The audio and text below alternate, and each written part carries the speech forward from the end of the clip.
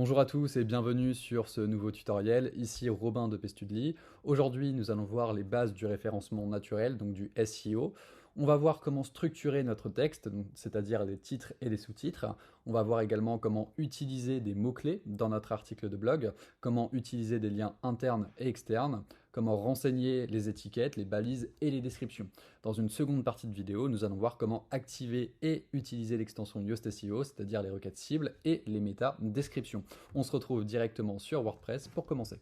Très bien, donc je vais me rendre directement sur l'onglet article et je vais sélectionner un article que j'ai rédigé pour l'exemple pour qu'on puisse l'analyser ensemble. Très bien, donc on peut directement apercevoir sur cet article qu'on a un titre principal, réussir son BTS NDRC grâce au digital. Ce titre principal, c'est ce qu'on appelle un titre H1, il doit apparaître qu'une seule fois sur notre article. Alors les titres H1 font partie de la lignée finalement des balises HN, de ce qu'on appelle les balises HN. Alors c'est quoi ? Finalement, c'est simplement le fait de hiérarchiser ces titres. Le titre principal est un H1, les titres pour structurer les grandes parties sont des titres H2, les titres pour structurer des sous-parties sont des titres H3, et on peut aller jusqu'au titre H6.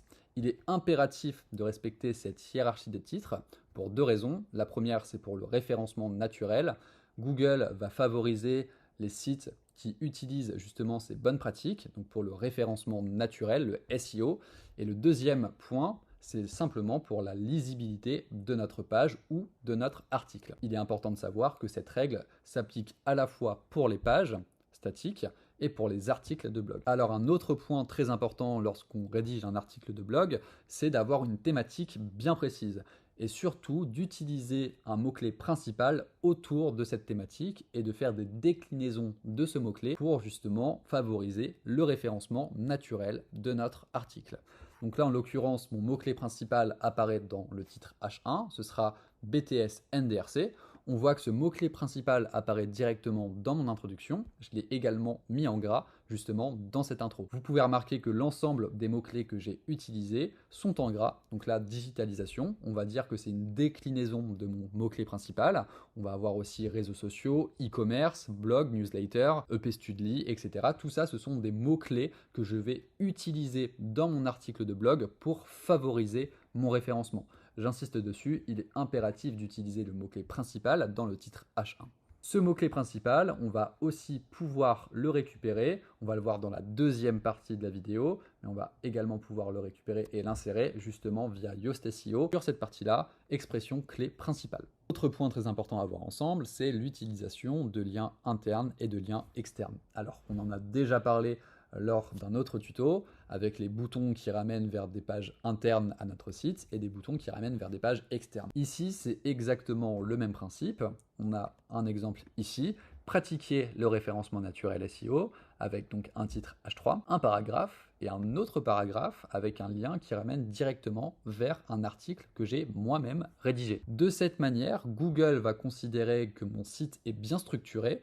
En fait, ça va favoriser ce qu'on appelle le maillage interne et Google va considérer que mon site est donc bien structuré, que j'utilise les bonnes pratiques et par conséquent, il va mettre en avant mon site sur les moteurs de recherche. Donc ici, c'est très important de rediriger les visiteurs vers d'autres articles de blog par exemple. Pour utiliser un lien interne, c'est pas compliqué, on vient simplement sélectionner notre texte et cliquer juste ici, lien, et on vient insérer le lien, par exemple, vers notre article de blog. Ensuite, on a un exemple de lien externe, juste ici, même principe, on a un titre, un paragraphe et un autre paragraphe qui, lui, pour le coup, va rediriger vers une ressource externe à mon site.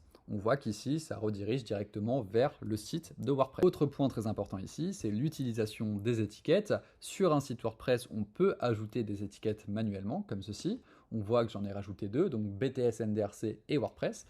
En fait, ces étiquettes, elles vont servir déjà dans un premier temps à Google pour qu'il puisse comprendre un petit peu la structure de notre site, l'organisation de notre site pour qu'il puisse se repérer et tout simplement mettre en avant notre site internet. Deuxième point, ça va également aider les visiteurs à mieux se repérer, tout simplement. Autre point très important, c'est l'utilisation de ce qu'on appelle un extrait. Ici, sur WordPress, on peut en ajouter un nativement. Donc ici dans les paramètres, on remonte tout en haut, juste en dessous de l'image, on clique sur modifier l'extrait, et là on intègre simplement un extrait qui doit être court, pas plus de 100 ou 150 mots, grand maximum, qu'on vient pouvoir intégrer juste ici. Maintenant qu'on a présenté les bases du SEO, on va pouvoir parler du plugin Yoast SEO. Alors, Yoast SEO, quand on descend tout en bas de l'article, il est juste ici. On voit dans un premier temps qu'on a la possibilité d'intégrer l'expression clé principale, c'est-à-dire le mot-clé qu'on utilise principalement dans notre article de blog. Donc il faut utiliser le même que celui qu'on a sur notre titre H1. Pour le coup, moi je vais mettre BTS NDRC comme ceci. On voit que Yoast SEO nous donne une petite notation à travers un visage. Donc là, il est vert et il est content. Ça veut dire que mon article est bien fait et que le mot-clé principal est bien configuré, qu'il est bien présent à plusieurs endroits. Très bien. Donc ici, on a l'expression clé principale. Ensuite, ici, on peut avoir une prévisualisation en direct du résultat de notre article sur les moteurs de recherche, donc en version mobile et également en version bureau. Ensuite, juste ici, on a l'onglet titre SEO, c'est-à-dire le titre de notre article de blog qui va s'afficher sur les moteurs de recherche. Donc là, on a titre, le petit onglet titre comme ceci, qui va en fait correspondre à réussir son BTS NDRC grâce au digital. On voit que si je le supprime comme ceci, tac, il va tout simplement disparaître. Donc là, je vais faire commande Z. Ensuite, on a séparateur, comme ceci, c'est le petit trait juste ici. Et ensuite, on a titre du site, donc tout simplement EP Studly, comme ceci. Donc ça, c'est pour le titre SEO de notre article de blog. Si vous voulez le modifier, vous pouvez le modifier manuellement comme ceci et taper l'ensemble du titre manuellement. Attention à bien utiliser votre mot-clé principal. Très bien. Ensuite, on a le slug. Pour le coup, on peut le laisser comme ceci. Si vous voulez le modifier, allez-y, mais faites attention à ne pas faire quelque chose de trop extravagant. Le but, c'est que ça respecte justement la logique SEO. Je ne vais pas trop m'attarder sur cette partie. Et on a également la possibilité de modifier la méta-description, c'est-à-dire le texte qui s'affiche juste en dessous du titre sur les moteurs de recherche. Alors ici également, c'est important de faire quelque chose de court, en utilisant donc le mot-clé principal BTS NDRC. Une fois que vous avez modifié l'ensemble de ces configurations, Yoast SEO vous donne une note globale. Donc, alors c'est approximatif, mais là on a un petit visage vert, ça veut dire qu'il est content et ça veut dire que notre article de blog est bien optimisé. Très bien, une fois que vous avez fait l'ensemble de ces modifications, vous serez en capacité d'être interrogé et de pouvoir travailler justement sur cette partie SEO du référentiel pour le BTS NDRC pour l'épreuve E5. Je vous laisse là-dessus et je vous souhaite une très bonne continuation. Au revoir.